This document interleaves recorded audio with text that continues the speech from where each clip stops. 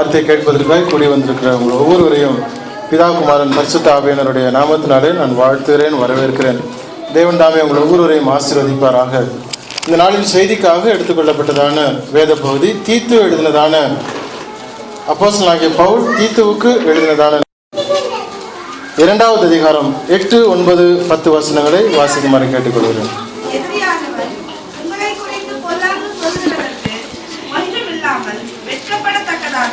உபதேசத்திலே விதர்க்கம் இல்லாதவனும் நல்லொழுக்கம் உள்ளவனும் குற்றம் பிடிக்கப்படாத ஆரோக்கியமான வசனத்தை பேசுவதுமாய் இருப்பாயாக. வேலைக்காரர் நம்முடைய இரட்சகராகிய தேவனுடைய உபதேசத்தை எல்லாவற்றிலும் அலங்கரிக்கத்தக்கதாக தங்கள் எஜமான்களுக்கு கீழ்ப்படிந்திருந்து எதிர்த்து பேசாமல் எல்லாவற்றிலும் பிரியமுண்டாக நடந்து கொள்ளவும் திருடாமல் இருந்து சகல விதத்திலும் நன்மையை காண்பிக்கவும் புத்தி சொல்லும். வேதாமத்தில் 296வது பக்கம் புதிய ஏற்பாட்டிலே தீத்துவுக்கு எழுதினதான நிருபம் 2வது அதிகாரம் 8, 9, 10 வசனங்களை நாம் வாசித்தோம். இதனுடைய சாராம்சமாக 9வது வசனத்தை நான் எடுக்கிறேன்.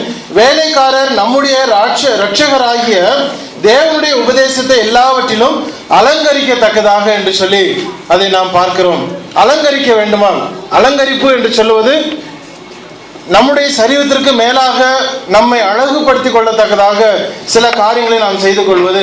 ஆண்கள் பிளேசர்ஸை போடுவார்கள், நல்ல ஒரு ஷர்ட் அணிந்து அல்லது டை கட்டி ஆபீஸுக்கு எப்படியாக போக வேண்டும் அல்லது ஃபங்க்ஷன்ஸுக்கு எப்படியாக போக வேண்டும் என்று சொல்லி ஒரு அலங்கரிப்பு அவர்களுக்கு வைத்திருப்பார்கள்.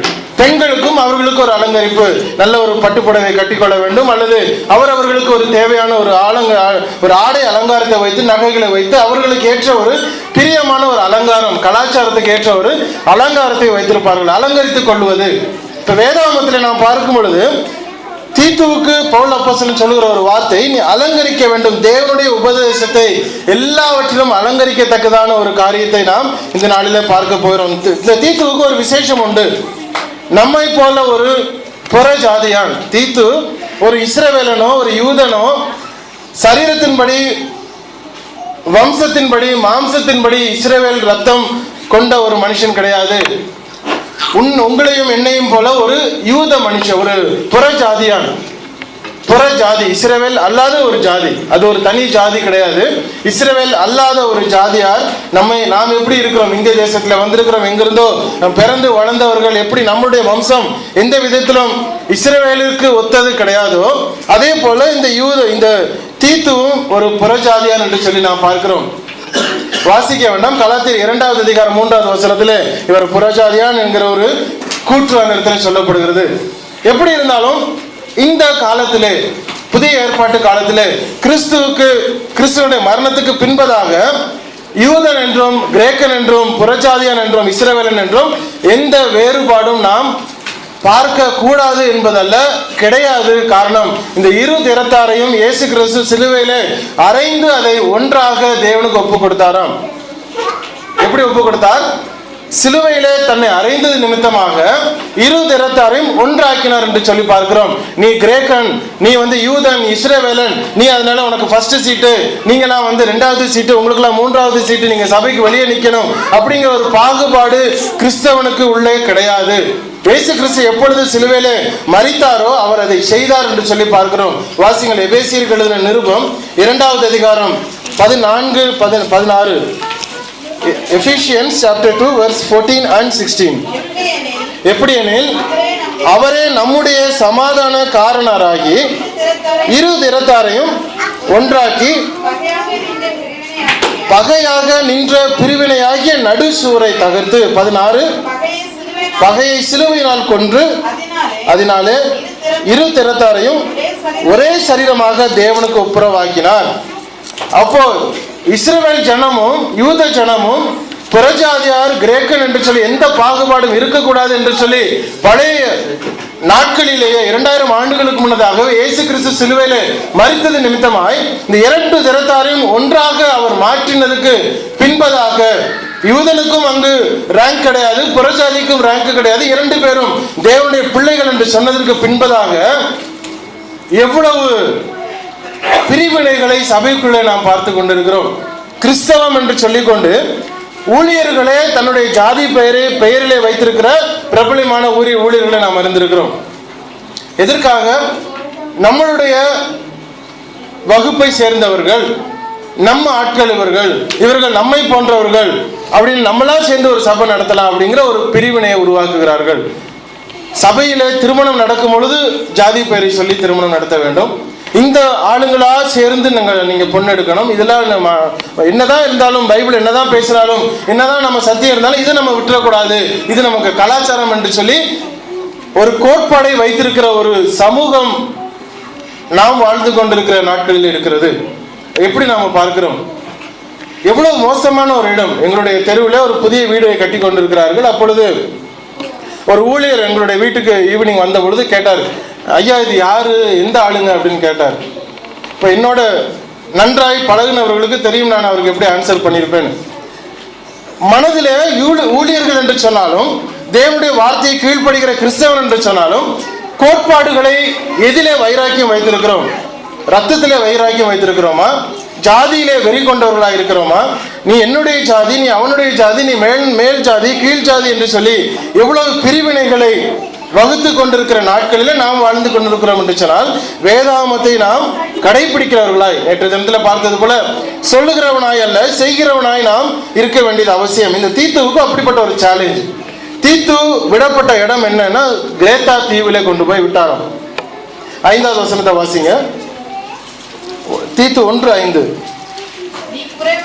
நீ குறைவாய் இருக்கிறவர்களை ஒழுங்குபடுத்தும்படிக்கும் பட்டணங்கள் தோறும் மூப்பரை ஏற்படுத்தும்படிக்கும் உன்னை கிரேத்தா தீவிலே விட்டு வந்தேனே. அவருடைய ஒரு மெயின் ஒரு அசைன்மெண்ட். பவுல் தீத்துவை கொண்டு போய் ஒரு அசைன்மெண்ட் கொடுக்குறாரு. நீ இந்த கிரீட் தீவில, கிரேத்தா தீவில போ. அங்க உன்னுடைய வேலை என்னன்னா, பட்டணங்கள் தோறும் இருக்கக்கூடிய ஒவ்வொரு சிட்டிலையும் நீ போய் அங்க மூப்பர்களை ஏற்படுத்த வேண்டும். என்னென்னலாம் அந்த சபையில குறைவா இருக்கோ நீ அதை நிறைவாக்க வேண்டும் அப்படின்னு சொல்லி அந்த ஒரு அசைன்மெண்ட் அவர் கொடுக்குறார். தீத்துவுக்கு அந்த ஒரு அசைன்மெண்ட். உன்னுடைய வேலை என்ன? இந்த கிரீட் தீவுல, சப்போஸ் மஸ்கட் ஏரியாவில் இருக்கக்கூடிய ஒவ்வொரு சிறிய சபைகளுக்கும் நீ போய் அங்க என்ன குறைவு இருக்கோ அதை நிறைவாக்கணும். நிறைவாக்குனதுக்கு பின்னதாக அங்க ஒரு மூப்பரை தேர்ந்தெடுத்து அவர்களுக்கு ஏற்படுத்த வேண்டும் அப்படிங்கிறதா ஒரு வேலை. நீ அங்கேயே உட்கார்ந்து கொண்டு நீ காலங்காலம் காணிக்க வாங்கிட்டு உட்காந்துக்கிட்டு நீ சாப்பிட்டுக்கிட்டு இருக்கக்கூடிய உன்னுடைய அசைன்மெண்ட் அது கிடையாது. உன்னுடைய ஒர்க் என்ன? நீ போ, மூப்பரை ஏற்படுத்து, குறைவுகளை நிறைவாக்கு, டக்கு நீ மூவ் டு அனதர் காங்கிரிகேஷன். அங்க என்ன அதுதான் அவருக்கு கொடுக்கப்பட்ட ஒரு மிஷன். அதை செய்துவிட்டு முடித்து கடந்து வருவதற்காக பவுல் தீத்துவுக்கு இப்படி ஒரு அசைன்மெண்ட் அவர் கொடுக்கிறார். ஆனால் தீத்துவுக்கு ஒரு பெரிய சேலஞ்ச், ஒரு சாதாரணமான ஒரு சேலஞ்ச் கிடையாது, பயங்கரமான ஒரு சேலஞ்ச். அந்த கிரேத்தா தீவை குறித்து கவனிக்கும் பொழுது இந்த நிருபங்கள் கிறிஸ்தவர்களுக்கு எழுதப்பட்டது. எப்பொழுதும் நிருபத்தை வாசிக்கும் பொழுது நாம் அதை புரிந்து கொள்ள வேண்டும். கிறிஸ்தவர்களுக்கு எழுதப்பட்ட ஒரு நிருபம். அப்ப தீத்துவுக்கு எழுதும் பொழுது கொண்டு போய் கிரேத்தா தீவுல விட்டு வருகிற பவுல் இப்பொழுது அந்த தீவாரை குறித்து நாம் கொஞ்சம் கவனிக்க வேண்டும். 5வது வசனத்தை நாம் வாசிச்சோம். 10வது வசனத்தை வாசிங்க.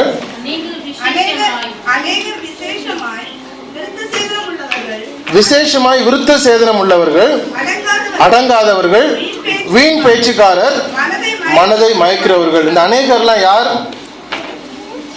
அங்கு உள்ள இயேசு கிறிஸ்துவை ஏற்றுக்கொண்ட ஜனங்களை குறித்து அவர் பேசிக் கொண்டிருக்கிறார்.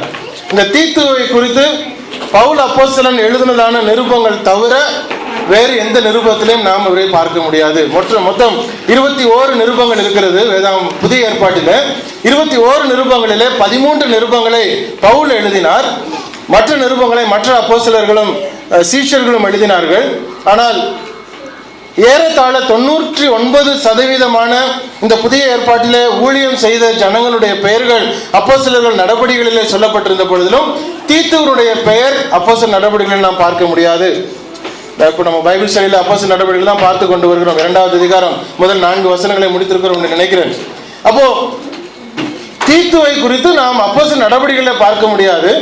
பவுல் எழுதின நிருபங்களாகிய 13 நிருபங்களில் மாத்திரம் தான் பார்க்க முடியும், மற்ற நிருபங்களிலே பார்க்க முடியாது. ஒரு விசேஷமாக ஒரு தன்மை அவருக்கு இருக்கிறது. இந்த கிரேத்தா தீவார் எப்படிப்பட்டவர்களாம்? விருத்த சேதனம் உள்ளவர்கள், அடங்காதவர்கள், வீண் பேச்சுக்காரர், மனதை மயக்கிறவர்கள். இப்போ சபைக்கு போய் ஒரு ஊழியத்தை பார்த்துட்டு அங்க என்ன குறைவு இருக்குன்னு முதல்ல கண்டுபிடிக்கணும். கண்டுபிடிச்சதுக்கு அப்புறம் அவர்களிலே ஒரு மூப்பரை தேர்ந்தெடுக்க வேண்டும். ஆனா அங்க இருக்கக்கூடிய ஜனங்கள் எப்படிப்பட்டவர்களா இருக்கிறார்கள்? முதலாவது விருத்த சேதனம் உள்ளவர்கள். ப்ராப்ளம் அங்க தொடங்கினது. விருத்த சேதனம் உள்ளவர்கள் என்பது நாங்கள் ஆதி காலத்திலிருந்து வந்தவர்கள், நாங்கள் ஆபிரகாமுடைய சந்ததியார், யாக்கோபு எங்களுடைய பிதா, ஈசாக்கு எங்களுடைய தகப்பன், எங்களுடைய வம்சம் அப்படிப்பட்ட வம்சமாகும். நாங்கள் எப்பொழுதும் தேவ ஆலயத்தில் நின்று நாங்கள் பிரசங்கத்தை கேட்ட ஜனங்களாகும். நாங்கள் ஒவ்வொரு வருஷமும் தவறாமல் எங்களுடைய காரியங்களை செய்தவர்களாகும். எருசலேம் தேவாலயத்துக்கு நாங்கள் எந்த குறையும் வைக்காதவர்கள். எங்களுடைய பெயர் பலகையில எங்களுடைய பெயர் எழுதப்பட்டிருக்கிறது, எங்களுடைய மூதாதையர் பெயர் வைக்கப்பட்டிருக்கிறது. நாங்கள் இவ்வளவு காணிக்கைகளை கொடுத்திருக்கிறோம். நாங்கள் எல்லா வம்சமாக இந்த தேவாலயத்திற்கு நாங்கள் இவ்வளவு செய்திருக்கிறோம் என்று சொல்லக்கூடிய ஒரு விருத்த சேதனம் உள்ளவர்கள். விருத்த சேதனம் உள்ளவர்கள்னா யார்?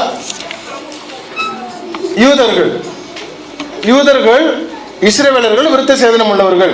அப்ப அவர்கள் ரட்சிக்கப்பட்டு கிறிஸ்துவை ஏற்றுக்கொண்டு அவர்கள் இப்பொழுது ஆலயத்துக்குள்ளே கிறிஸ்தவர்களாய் உட்கார்ந்து இருக்கிறார்கள். ஆனால் அவர்களுக்கு இன்னமும் அந்த விருத்த சேதனம் உள்ளவன் அப்படிங்கிற ஒரு எண்ணம் மனசுல இருக்கு. நான் விருத்த சேதனம் உள்ளவன், நான் ஆதி காலத்துல இருந்து நான் பெரிய ஆளு, எங்களுடைய அப்பா பாஸ்டரு, நாங்க ஊழியத்துல நின்றுருக்கோம், இவ்வளவு நாங்க செஞ்சிருக்கிறோம், இதெல்லாம் எங்களுக்கு பேக்ரவுண்ட் இருக்குது, எங்களுக்கு இத்தனை பேர் எங்களுக்கு ஜெனரேஷன் இருக்கிறாங்க, எங்க ஏரியால நீங்க வந்தீங்கன்னா உங்களுக்குன்னு ஒரு 26,000 ஓட்டு நாங்க கொடுக்க முடியும் அப்படிங்கிற ஒரு பவரை அவர்கள் வைத்துக்கொண்டு எப்பொழுதும் நடந்து செல்லுகிற ஒரு விருத்த சேதனம் என்கிற பேக்ரவுண்டை அவர்கள் வைத்திருக்கிறார்கள். இப்போ புதுசா வந்தவர்கள் அவர்கள் விருத்த சேதனம் கிடையாது, அது தேவையும் இல்லை என்று சொல்லப்பட்ட இந்த காலகட்டங்களில் கிறிஸ்துவை ஏற்றுக்கொண்டிருக்கிறார்கள். அப்ப புதிய கிறிஸ்தவனுக்கும் யூதனாய் இருந்து கிறிஸ்தவனாய் மாறினவருக்கும் இடைப்பட்ட இந்த மன போராட்டங்கள் எப்பொழுதுமே அந்த சுப்பீரியாரிட்டியும் அந்த டிஃபரன்ஸ் அவர்கள் காண்பித்துக் கொண்டே சபைக்குள்ளே வளருகிற ஒரு ஜனமாய் அவர்கள் இருக்கிற சூழ்நிலையில தீத்து அங்கு போகிறார். அடுத்தபடியாக எப்படிப்பட்டவர்களாம்? அவர்கள் அடங்காதவர்கள். என்ன வேணாலும் பேசு, எப்படி வேணாலும் பேசு, நான் எங்களுக்கு இப்படித்தான் தெரியும்.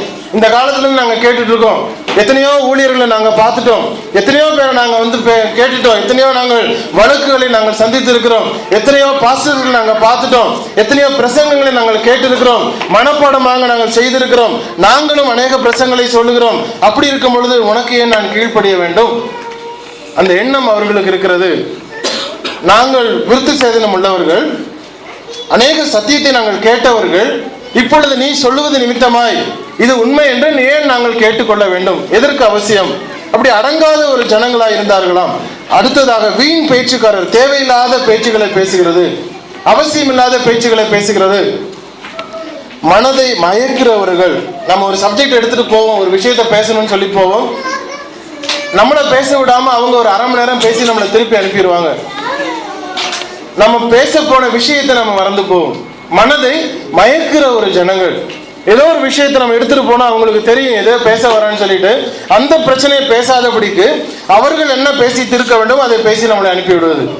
அது மனதை மயக்கக்கூடிய ஒரு திறமை அவர்களுக்கு. காரணம், இந்த வாய் ஜாலம் அவர்களுக்கு இருந்தது.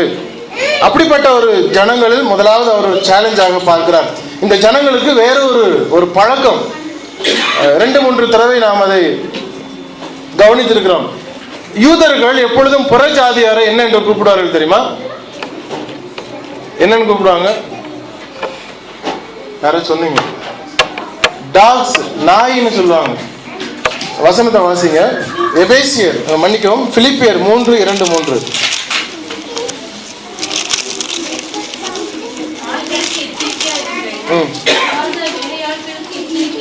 நாய்களுக்கு எச்சரிக்கையாயிருங்கள், பொல்லாத வேலையாளி. 272வது பக்கத்தில் இருக்குது. பிலிப்பியர் 3:2-3.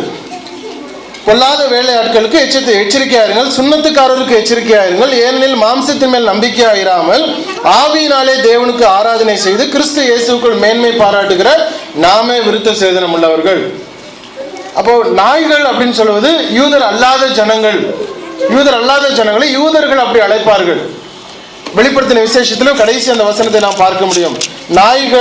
நாய்களும் சூனியக்காரரும் 15வது வசனம் 22:15 பார்க்கும் பொழுது நாய்களும் சூனியக்காரரும் விபச்சாரக்காரரும் கொலைபாதகர் இப்படி எல்லாம் நாய்கள் என்று சொல்லும் பொழுது புறஜாதியை சொல்லுகிறது. இயேசு கிறிஸ்துவை ஏற்றுக்கொண்டதுக்கு பின்னதாக இந்த எண்ணம் அவர்களுக்குள்ள இன்னமும் இருக்கிறது. இவன் இப்படிப்பட்டவனாக்கும், இவன் நம்மளோட உட்கார்ந்துருக்கிறான், இவனோட நான் வீட்டுக்கு போய் சாப்பிட்றதா, இவன் வீட்டில் நான் உட்காந்து அந்யோன்யம் பண்ணிக்கிறதா, இதெல்லாம் மனசுக்குள்ள இருக்கு. எப்பொழுது கிறிஸ்தவனாய் மாறினதுக்கு பின்னதாக.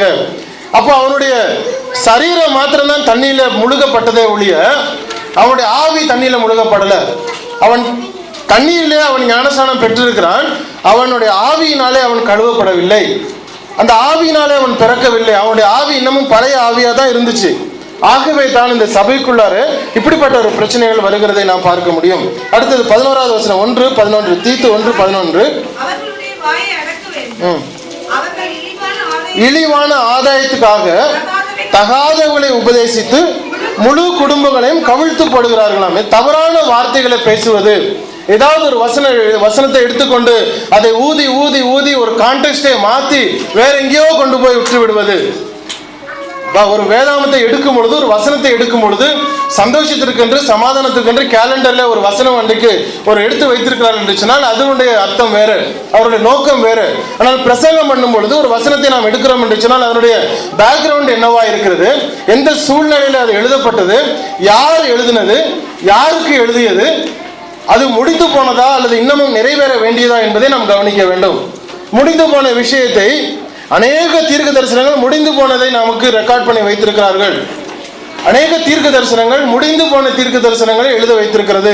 நாம் அதிலிருந்து பாடங்களை கற்றுக்கொள்ள வேண்டும் என்று சொல்லி, அதை விட்டு இது எனக்கு கொடுத்தது, இது என்னுடைய வாழ்க்கையில் நடக்க போகிறது என்று சொல்லி அதை வைத்து ஒரு பயங்கரமான ஒரு பிரசங்கத்தை நாம் பேசிவிட்டு அது ரொம்ப அருமையா இருந்துச்சு, நல்ல வார்த்தையை நான் பெற்றுக்கொண்டேன் என்று சொல்லி போலியான நம்பிக்கையை உருவாக்கக்கூடிய ஒரு அளவுக்கு கடந்து போகிறது என்று சொன்னால் அது பிரயோஜனம் இல்லாத ஒரு காரியமாய் போயிடும். உதாரணத்துக்கு ஒரு வசனத்தை வாசிங்க. மத்தேயு 1:21.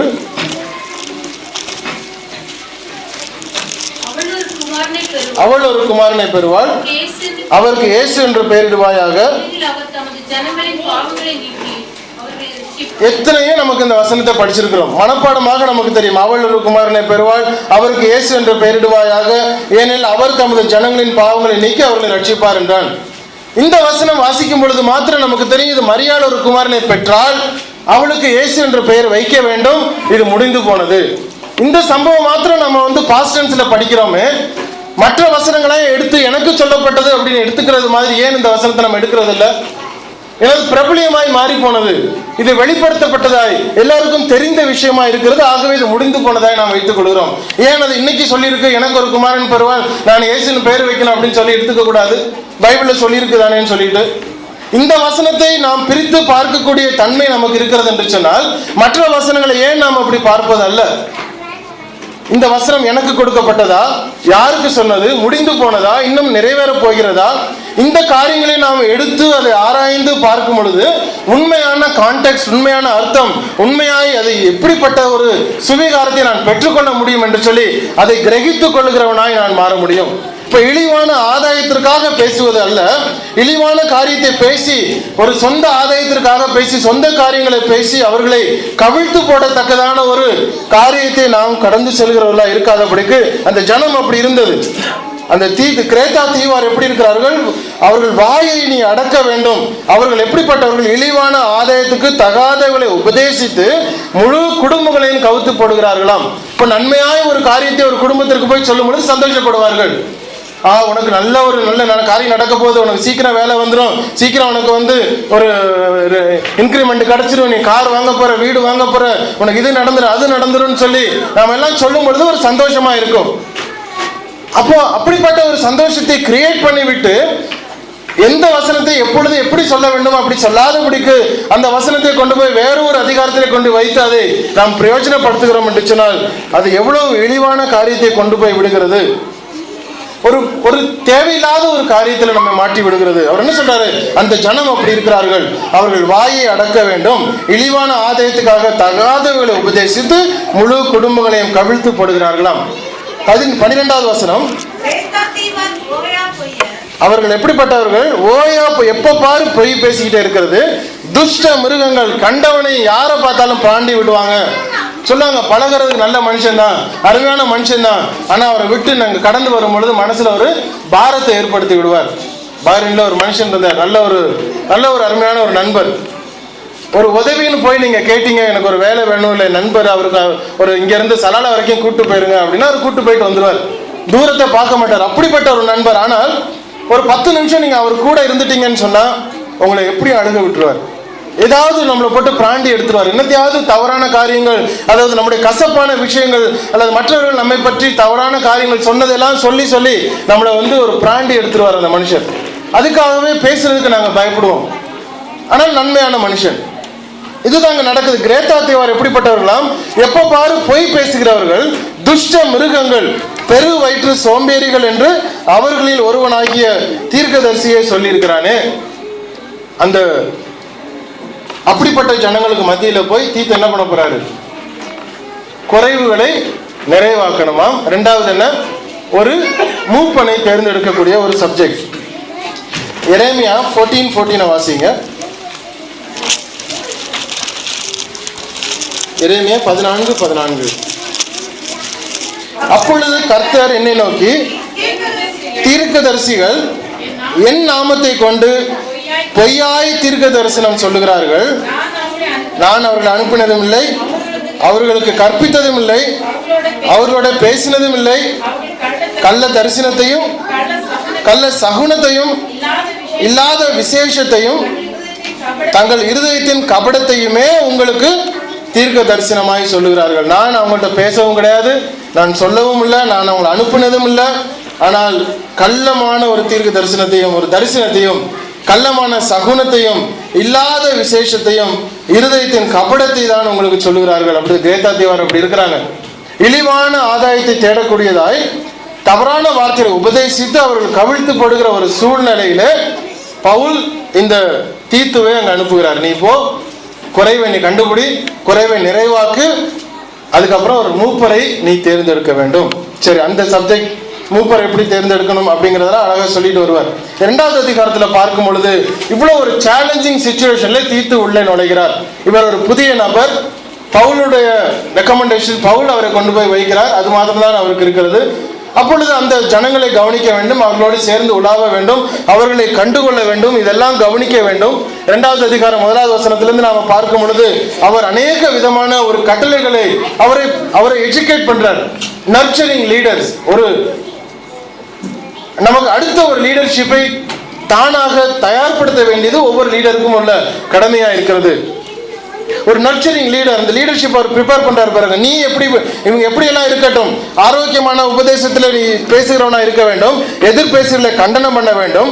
அவங்க ஓயா பொய்யரா இருக்கட்டும், துஷ்ட மிருகங்களா இருக்கட்டும், எப்படிப்பட்டவனா இருக்கட்டும், நீயோ 2:1 என்ன சொல்றாரு? நீயோ ஆரோக்கியமான உபதேசத்துக்கு ஏற்றவர்களே பேசு. ஆரோக்கியமான உபதேசம்னா என்னது? நல்லா பிடிக்கிறது மாதிரி, சந்தோஷம் கொடுக்கறது மாதிரி, அவர்களுக்கு ஆரோக்கியத்தை கொடுக்கறது மாதிரி பேசுறது கிடையாது ஆரோக்கியம். ஆரோக்கியம்னா என்னது? தமிழிலே ஆரோக்கியம் என்று போட்டிருக்கிறது. ஆனால் ஆரோக்கியம் என்ற அர்த்தத்திற்கு நமக்கு இஷ்டமான ஒரு வார்த்தையை பேச சொல்லுவது ஆரோக்கியம் அல்ல. இஷ்டம் இல்லாத வார்த்தையும் சில நேரத்தில் நாம் திருத்திக் கொள்ள வேண்டியதற்கும் வர வேண்டிய வார்த்தைகள் வரும். அதுக்கும் ஆரோக்கியம் தான். டாக்டர்கிட்ட போறோம், ஒரு கட்டியோட போறோம், டாக்டர் எனக்கு கட்டி இருக்கு, வலிக்குதுன்னு சொன்னா அவர் என்ன பண்ணாரு? கட்டிய ஒரு அமுக்கி பார்ப்பார். ஏற்கனவே வேதனையோட போறவனுக்கு அப்படியே தடவி கொடுத்துட்டு இருக்க மாட்டார், அது ஒரு அமுக்கி பார்ப்பாரு. அதை எடுக்க வேண்டும் சொன்னா உடைச்சி விட்டுருவார், இன்னமும் வேதனையை கூட்டி விட்டுருவார். சில நேரம் வேதனையை கூட்டினாலும் அது ஆரோக்கியத்திற்கு தான். தேவனுடைய வார்த்தையை நாம் கேட்கும் பொழுது சில நேரம் நமக்கு வேதனை வந்தாலும் அது ஆரோக்கியத்திற்கு, நம்மை திருத்திக் கொள்வதற்கு அவர் ட்ரூத்தாக நாம் பேச வேண்டியது அவசியம். சரியான வார்த்தைகளை பேச வேண்டியது அவசியம். இவங்க நல்லவங்க, இவங்க மேன்மையானவர்கள், இவங்க எங்களுக்கு கூடவே இருந்தவங்க, இவங்க இப்படியெல்லாம் உள்ளவங்கன்னு சொல்லி அவங்களுடைய ஃபேமிலி பேக்ரவுண்டை வைத்துக்கொண்டு சில காரியங்களை துக்கப்படுத்தாமல் பேசிக்கொண்டே போவது ஊழியனுக்கு தகுதி கிடையாது. எப்பேற்பட்டவராக இருந்தாலும் ஒரு ஆத்துமாவை கணக்கு கொடுப்பது ஒவ்வொரு ஊழியனுக்கும் இருக்கிறது. அப்ப சொல்ல வேண்டியதை சொல்லி ஆக வேண்டும். ஆரோக்கியமான உபதேசத்துக்கு ஏற்றவர்களை நீ பேச வேண்டும். தீத்துவுக்கு அவர் சொல்றார் 2வது வசனம், முதிர் வயது உள்ள புருஷர்கள் ஜாக்கிரதை உள்ளவர்கள், முதிர் வயது உள்ள ஸ்திரீகள் எப்படி இருக்கணும், அவர்கள் வயது சென்ற முதிர் வயதுள்ள ஆண் எப்படி இருக்கணும், முதிர் வயதுள்ள பெண் எப்படி இருக்கணும், யங் உமன் இளம் வயதுள்ள மனைவி எப்படி இருக்க வேண்டும், இளம் வயதுள்ள புருஷன் எப்படி இருக்க வேண்டும், இவர்கள் ஒவ்வொருவருக்கும் நீ அவர்களுக்கு புத்தி சொல்லு, இப்படி இருக்கணும் இப்படி இருக்கணும்னு சொல்லி 2, 3, 4, 5 வசனங்களை அவர் சொல்லுகிறதை நாம் பார்க்கணும். 6வது வசனம், அப்படியே பாலிய புருஷரும் தெளிந்த புத்தி உள்ளவர்களா இருக்கவும் நீ புத்தி சொல்லணும்.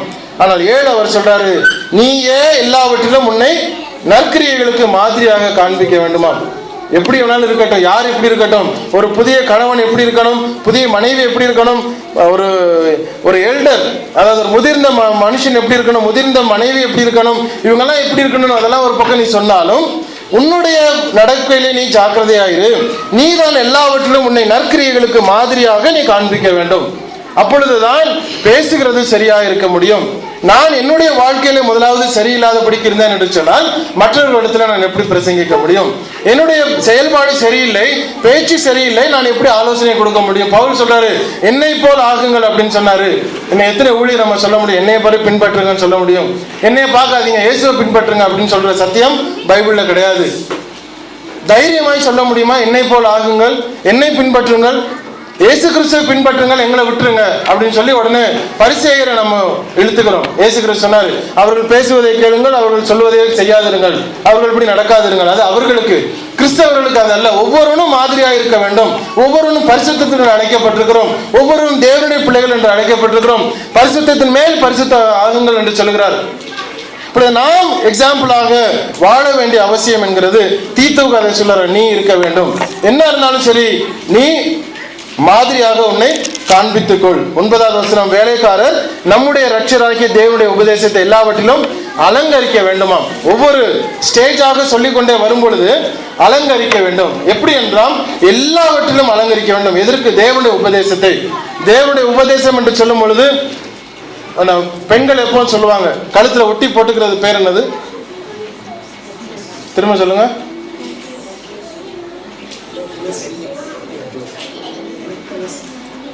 நெக்லஸ்னா என்னங்க அர்த்தம்? நெக்லஸ்னா என்ன அர்த்தம்? கழுத்து இல்லைன்னு அர்த்தம். அதுக்கு பேர் என்னது? நெக்லேஸ். அது பேர் நெக்லேஸ். நெக்லஸ் நெக்லஸ் சொன்னா கழுத்து இல்லாம நம்ம என்னத்தை வாங்க முடியும்? இப்போ நெக்லேஸ் புரிந்து கொள்கிறோம். இது என்னது அப்படின்னா நெக்லேஸ். மோதிரத்தை தூக்கி காதுல மாட்டிக்க முடியுமானா முடியாது. மோதிரம் விரல்ல தான் போடணும். காதுல உள்ளதை போய் நம்ம கையில போட்டுக்கலாமான்னா போட முடியாது. அது அதுக்கு அங்கங்க இருக்கு. பேங்கிள்னா கையில போடணும். மோதிரம் சொன்னா அது கையில தான் விரல்ல மாட்டிக்கொள்ளணும். நெக்லேஸ் என்று சொன்னால் கழுத்துல போட்டுக்கொள்ளணும் என்று ஒவ்வொரு இடத்திற்கும் ஒவ்வொரு காரியங்கள் சொல்லப்படுகிறது. இப்ப தேவனுடைய வார்த்தையை முதலாவது நாம் புரிந்து கொள்ள வேண்டுமா? அண்டர்ஸ்டாண்ட் பண்ணிக்கொள்ளுங்கள். தேவனுடைய வார்த்தையை எப்படி மரியாளுக்கு ஒரு குமாரன் பிறந்தால் இயேசு என்று பெயரிடணும் அப்படிங்கிறது உங்களுக்கு எப்படி புரிந்திருக்கிறதோ, தேவனுடைய வார்த்தை எந்த இடத்துல எடுத்து வாசித்தாலும் அதனுடைய அர்த்தம் என்ன என்பதை நான் புரிந்து கொள்ள வேண்டும். அந்த அண்டர்ஸ்டாண்டிங் இல்லாதபடிக்கு நான் குருட்டு நம்பிக்கையை வைத்துக் கொண்டிருந்தேன் என்று சொன்னால் கடைசியாக எனக்கு சம்பளம் வராது, என்னுடைய நாட்கள் வேஸ்ட் ஆகி போகும். வசனத்தை வாசிங்க. எபேசியர் 5:17. எபிஷியன்ஸ் 5:17, 268வது பக்கம். ஆகையால் நீங்கள் மதியற்றவர்களாயிராமல் கர்த்தருடைய சித்தம் இன்னது என்று உணர்ந்து கொள்ளுங்கள். நீங்கள் ஒரு மதியற்றவர்களாக இருங்க, புத்தி இல்லாதவர்கள் இருக்காதீர்கள். நீங்கள் மதி உள்ளவர்களாக இருக்க வேண்டும். கர்த்தருடைய சித்தம் என்பதை உணர்ந்து கொள்ள வேண்டும். அதை நான் புரிந்து கொள்ள வேண்டும். புரிந்து கொள்ளாதபடிக்கு நான் ஒரு வார்த்தையை எடுத்துக்கொண்டு பேசிக்கொண்டு இருக்கிறோம் என்று சொன்னால் அது வீணான ஒரு வார்த்தையை கொண்டு போய் விடுகிறது என்று சொல்லி நான் பார்க்கணும். 5வது அதிகாரம் 7வது வசனத்தை வாசிங்க. அவர்களுக்கு பங்காளிகளாகிறார்கள். மேலே ஒரு வசனத்தை பார்க்கும்பொழுது 2, 3, 4 பார்க்கும்பொழுது இப்படிப்பட்ட ஜனங்கள் அவர்களுக்கு நீங்கள் உடன்படாதிருங்கள், பங்காளிகள் ஆகாதிருங்கள். அப்படி இருக்கும் பொழுது தேவனுடைய சித்தம் என்ன என்பதை நாம் புரிந்து கொள்ள முடியும். நேரம் இல்லாதனால நான் அதை ஜம்ப் பண்ணி கடந்து செல்கிறேன். முதலாவது தேவனுடைய வார்த்தையை எடுத்துக்கொள்ளும் பொழுது நான் புரிந்து கொள்வது அவசியம். புரிந்து கொண்டு நான் கடந்து செல்வேன். இரண்டாவதாக அந்த தேவனுடைய வார்த்தைக்கு நான் மதிப்பு கொடுக்க வேண்டும். ஒரு வார்த்தை சொல்லப்படுகிறது என்று சொன்னால் நான் முதலாவது புரிந்து கொள்கிறேன். இரண்டாவது அதற்கு மதிப்பை நான் கொடுக்க வேண்டும். I have to respect that word. கர்த்தருடைய வார்த்தை என்பதற்கு நான் மதிப்பு கொடுக்க வேண்டியது அவசியம். ஏசாயா 55வது அதிகாரம் 8, 9 வாசிக்கலாம். Isaiah chapter 55, 8 and 9. என் நினைவுகள் உங்கள் நினைவுகள் அல்ல, உங்கள் வழிகள் என் வழிகளும் அல்ல என்று கர்த்தர் சொல்லுகிறார். பூமியை பார்க்கிலும் வானங்கள் எவ்வளவு உயர்ந்திருக்கிறதோ உங்கள் வழிகளும் என் நினைவுகள், என் வழிகளும் உங்கள் நினைவுகளை பார்க்கிலும் என் நினைவுகளும் உயர்ந்திருக்கிறது. என்னுடைய டிக்ஷனரி படி தேவனுடைய வார்த்தையை நான் கணிக்க கூடாது. இப்படி சொன்னா எனக்கு ஏற்றபடி இருக்கும், இப்படி பேசுறேன்னா எனக்கு வேண்டாம், அது வேற யாருக்கோ சொன்னது அப்படி நம்ம நினைக்க கூடாது. அதற்கு ஒரு ரெஸ்பெக்ட். இது தேவனுடைய வார்த்தை, என்னுடைய நினைவின்படி இருக்காது. நான் இந்த பெண்ணை கட்ட வேண்டும் என்று நான் நினைத்திருக்கலாம், நான் இந்த கணவனை இந்த மனுஷனை கட்ட வேண்டும் என்று நினைத்திருக்கலாம், ஆனால் எனக்கு எல்லா வகையிலும் ஒத்து போகிறது என்று நான் நினைத்திருக்கலாம். ஆனால் அது தேவனுடைய சித்தமா இருக்காது. பல பேர் கேட்பாங்க, நீங்க எப்படி புதுக்கோட்டையில பிறந்துட்டு நாகர்கோயில்ல பெண் எடுத்தீங்க அப்படின்னு. தெரியாது. திடீர்னு ஒரு ஃபோன் வந்தது, உனக்கு பொண்ணு பார்த்துருக்கோம், இந்த அவள்கிட்ட ஃபோனை கொடுக்குறேன் பேசு அப்படின்னாங்க. நான் பேசணும், அவ்வளோதான். ட்ரூவாக நான் சொல்கிறேன், உண்மையாக நடந்தது. திடீர்னு ஒரு நாள் ஃபோன் வந்தது, என்ன பண்ணிட்டு இருக்கேன்னா டிரைவ் பண்ணிட்டு இருக்கேன்னு. ஓரமாக வண்டியை நிப்பாட்டிருந்தாங்க, ஓரமாக நிப்பாட்டினோம். ஒரு பெண்ணை உனக்கு பார்த்துருக்குறோம், அவள்கிட்ட கொடுக்குறேன், நீ பேசு அப்படின்னாங்க. உடனே எடுத்து பேசணும், 5 நிமிஷம் பேசணும். சரி, இனிமேல் நீங்கள் பேசி பழகுங்க, உனக்கு December 6 கல்யாணம் அப்படின்ட்டார். கல்யாணத்துக்கு 6ஆம் தேதி கல்யாணம், 5ஆம் தேதி ஈவினிங் நாங்கள் அவனை பார்க்குறோம், காலையில் கல்யாணம் பண்ணிட்டு வந்தோம். ஸோ இது ஒரு ஸ்டேஜ், யாருக்கும் தெரியாது. ஏன் அங்கே போய் பொண்ணு எடுத்தீங்க, ஏன் இந்த ஒரு நீங்கள் உள்ளூரில் விலை போகலையா, இல்லை என்ன பிரச்சனை, அதெல்லாம் நம்ம போய் பேசிட்டு அந்த சப்ஜெக்ட் போக வேண்டாம். அப்போ என்ன நடக்குது, ஒரு வார்த்தை, தேவனுடைய வார்த்தை, தேவனுடைய சித்தம் இப்படி இருக்கிறதுனா நாம் ஏற்றுக்கொண்டு அதற்கு மதிப்பு கொடுக்க வேண்டியது அவசியம். மதிப்பு கொடுத்து நாம் பழகும் பொழுது தேவனுடைய வார்த்தை நமக்கு ஏற்றுக்கொள்கிறதா இருக்கிறது. மூன்றாவதாக அந்த வார்த்தைக்கு கீழ்ப்படிய வேண்டும். மத்தேயு 7:21 வாசியுங்கள். மத்தேயு 7:21. பரலோகத்தில் இருக்கிற என் பிதாவின் சித்தத்தின்படி செய்கிறவனே, பரலோக ராஜ்யத்தில் பிரவேசிப்பானே அல்லாமல் என்னை நோக்கி கர்த்தாவே கர்த்தாவே என்று சொல்லுகிறவன் அதில் பிரவேசிப்பது. அந்த வார்த்தைக்கு நாம் செவி கொடுக்க வேண்டியதும் கீழ்ப்படிய வேண்டியதும் அவசியமா இருக்கிறது. வெறுமனே பேசிக்கொண்டே போவது கிடையாது, அதை நாம் பேசிக்கொண்டே போவது கிடையாது. அந்த வார்த்தைக்கு செய்கை செய்ய வேண்டும். அடுத்த ஸ்டெப்புக்குள்ளாக நான் கடந்து செல்ல வேண்டும், கீழ்ப்படிய வேண்டும், அதற்கு செய்கையிலே நான் இறங்க வேண்டும். ஒரு பேசிக்கொண்டே போவதில்லை, செய்கையில் இறங்க வேண்டும். இன்னொரு வசனத்தை வாசிங்க, யாக்கோபு 1:22. James chapter 1:22. அல்லாமலும் நீங்கள் உங்களை வஞ்சியாதபடிக்கு திருவசனத்தை கேட்கிறவர்களாய் மாத்திரமல்ல, அதின்படி செய்கிறவர்களாயும் இருங்கள். கேட்கிறவர் மாத்திரமல்ல, நான் செய்கிறவனாயும் இருக்க வேண்டும்.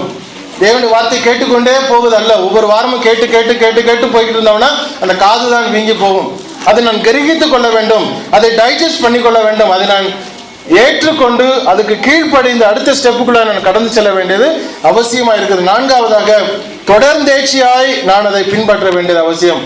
தொடர்ந்தேர்ச்சியாய் கண்டினியூஸ் ப்ராசஸாக இருக்க வேண்டும். தேவனுடைய வார்த்தைக்கு கீழ்ப்படிந்தாயிற்று, இனி அடுத்த ஸ்டெப் என்ன, போதும் ஒரு வார்த்தைக்கு கீழ்ப்படிந்துட்டேன்னு சொல்லிட்டு நான் என்னுடைய வேலையை பார்த்து கொண்டு போவதல்ல, கண்டினியூஸாக அது நடந்து கொண்டே செல்ல வேண்டியது அவசியமா இருக்கிறது. ஒவ்வொரு நாளும் நான் புதுப்பித்துக் கொள்ள வேண்டும், ஒவ்வொரு நாளும் நான் அதில் சந்தோஷத்திலே தேவனுடைய வார்த்தையை ஏற்றுக்கொள்கிறவனாக இருக்க வேண்டும். அப்போஸ்தலர் 2:42 வாசிங்க. அவர்கள் அப்போஸ்தலருடைய உபதேசத்திலும் அந்யோன்யத்திலும் அப்பம் பிட்குதலிலும் ஜெபமனதிலும் உறுதியாய் தரித்து இருந்தார்கள் என்று சொல்லி பார்க்கிறோம். எனக்கு சக்சஸ்ஃபுல்லாக இருந்தாலும் சரி, ஃபெயிலியர் ஆனாலும் சரி, நான் கஷ்டத்தில் இருந்தாலும் சரி, நஷ்டத்தில் இருந்தாலும் சரி, நான் சந்தோஷத்தில் இருந்தாலும் சரி, துக்கத்தில் இருந்தாலும் சரி, கர்த்தருடைய வார்த்தையில நான் அந்யோன்யமாக இருக்க வேண்டும். எந்த சூழ்நிலையிலும் அதிலிருந்து நான் மாறி கடந்து செல்லக்கூடாது. எல்லா நேரங்களிலும் தேவன் இதை அனுமதித்திருக்கிறார், நான் அதை ஏற்றுக்கொள்ள வேண்டும். அவ்வளவுதான். தேவன் என்னுடைய வாழ்க்கையிலே நான் நேர்த்தியா இருந்தும் என்னை அனுமதித்திருக்கிறார், நான் ஆகவே ஏற்றுக்கொள்ள வேண்டும். அவ்வளவுதான். அந்த ஒரு கண்டினியூஷன் ப்ராசஸில் நான் கடந்து செல்லும் பொழுது நிச்சயமாய் அது நமக்கு நன்மையாய் முடியும் என்கிறதிலே சந்தேகம் நிச்சயமாய் கிடையாது என்று பார்க்கிறோம். யூதா 3வது வசனத்தை வாசியுங்கள். வெளிப்படுத்தின விசேஷத்துக்கு முந்தின புஸ்தகம் யூதா 3. பொதுவான ரட்சிப்பை குறித்து உங்களுக்கு எழுதும்படி நான் மிகவும் கருத்துள்ளவனாய் இருக்கிறேன். பரிசுத்தவான்களுக்கு ஒரு விஷயம் ஒப்புக் கொடுக்கப்பட்ட விசுவாசத்திற்காக நீங்கள் தைரியமாய் போராட வேண்டும் என்று உங்களுக்கு எழுதி உணர்த்துவது எனக்கு அவசியமாய் கண்டது. என்ன சொல்றாரு பாருங்க, பரிசுத்தவான்களுக்காக ஒரே ஒரு விஷயம் ஒப்புக் கொடுக்கப்பட்ட ஒரு விசுவாசம், அந்த விசுவாசத்திற்காக நீங்கள் தைரியமாய் போராட வேண்டும். எனக்கு ஒரு விசுவாசம் இருக்கிறது, அந்த விசுவாசத்திற்காக நான் போராட வேண்டும். பிரச்சனை வந்துருச்சு, நான் விட்டுட்டு போவதல்ல. ஒரு ப்ராப்ளம் வந்துவிட்டது, இனிமேல் அது திருந்தவே முடியாதுன்னு சொல்லி நான் பின்வாங்குவது கிடையாது. அதை நான் ஏற்றுக்கொள்கிறவனாய் தைரியமாய் போராட வேண்டியது அவசியமா இருக்கிறது. அந்த போராட்டம் நம்முடைய வாழ்க்கையில் இருக்கணும். எதற்காக? தீமைக்காக அல்ல, நன்மைக்காய். நான் வைராக்கியமாய் இருந்து அந்த போராட்டம் நிச்சயமாய் இது நன்மை நடக்கும், நன்மையாய் முடியும். ஒரு காரியத்துக்காக ஜெபிக்கிறோம்னு சொன்னா தொடர்ந்து நாம் ஜெபிக்கிறதா இருக்க வேண்டும். காரணம் அது நன்மையான ஒரு காரியமாக இருக்கிறது. ஒரு வசனம், இன்னொரு வசனம், 1 தீமோத்தேயு 4:16 கூட வாசிங்க.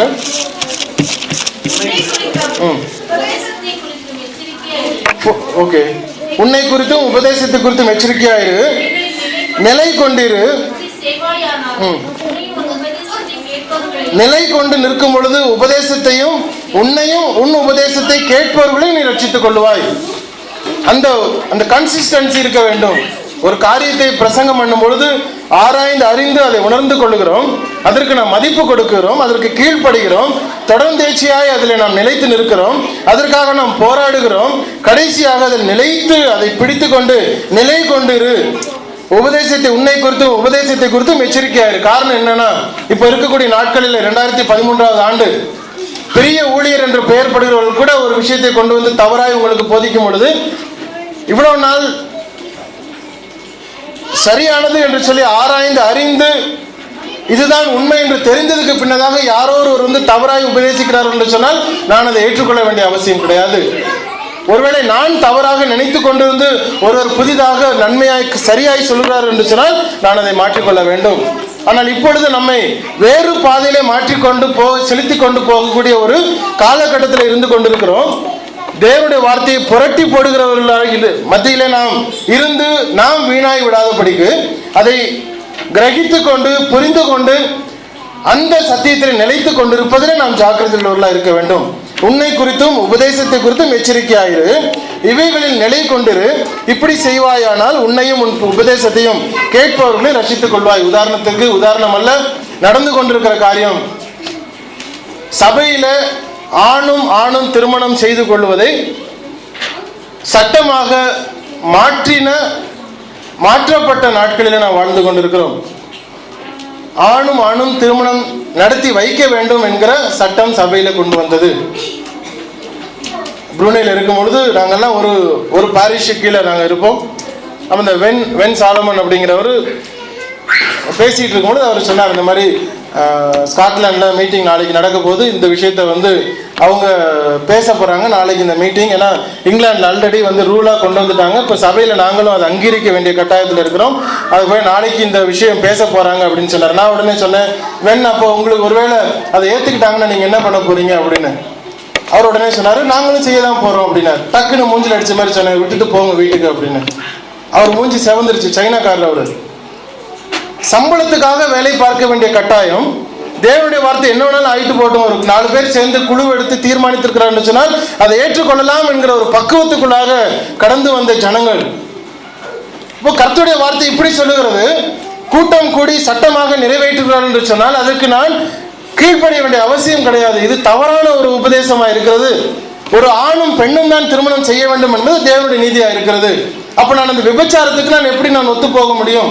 எங்க சபை, எங்களுடைய மூப்பு சபை, எங்களுடைய மேலதிகாரிகள் அதற்கு வந்து ஒப்பு கொடுத்துட்டாங்க, ஆகவே நான் இதை செய்யலாம் என்று சொல்லலாமா? கூடாது, தவறு. தேவனுடைய வார்த்தை சொல்வது, நீ நிலை கொண்டிரு, எச்சரிக்கையாயிரு. இப்படி செய்வாயானால் உன்னையும் உன் உபதேசத்தை கேட்பவர்களை நீ ரட்சித்துக் கொள்வாய். நீங்களும் நானும் எப்படி இருக்கிறோம்? சத்தியத்தை அலங்கரிக்கிறோமா? கர்த்தருடைய வார்த்தையை நாம் அலங்கரிக்கிறோமா? நம்முடைய வார்த்தையில, நம்முடைய செய்கையில, நம்முடைய நடக்கைகளில நாம் அலங்கரிக்கிறோமா? தேவனுடைய வார்த்தை நம்மை இந்த நாளிலே கேட்கிறதா இருக்கிறது. என்னுடைய பேச்சா இருக்கட்டும், நடக்கையா இருக்கட்டும், கீழ்ப்படுதலா இருக்கட்டும், ஏற்றுக்கொள்ளுதலா இருக்கட்டும், புரிந்து கொள்ளுதலா இருக்கட்டும், நிலைப்படுத்துகிறதா இருக்கட்டும், நாம் அலங்கரிக்கிறவர்களாய் காணப்பட வேண்டும். தேவன் தாம் இந்த வார்த்தைகளை ஆசீர்வதிப்பாராக. யாருமா எழுந்து நின்று ஜெபத்துக்குள்ளாய் கடந்து வருவோம்.